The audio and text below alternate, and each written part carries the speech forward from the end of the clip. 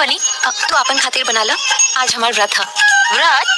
हाँ, आज करवा चौथ है। हमहू भूखब। तोहू भूखबू? अरे इस सुहागिन खातिर होला, शादी ना भइल तका। अपन प्यार खातिर भूखब। प्यार? अच्छा त के बाऊ जे हमरा बहन के दिल पे हुकूमत करता? हुकूमत बादशाह करेला दीदी, कोनो चपरासी ना।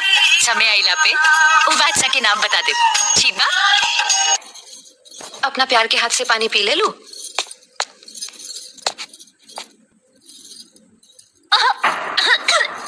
अरे हाँ, इला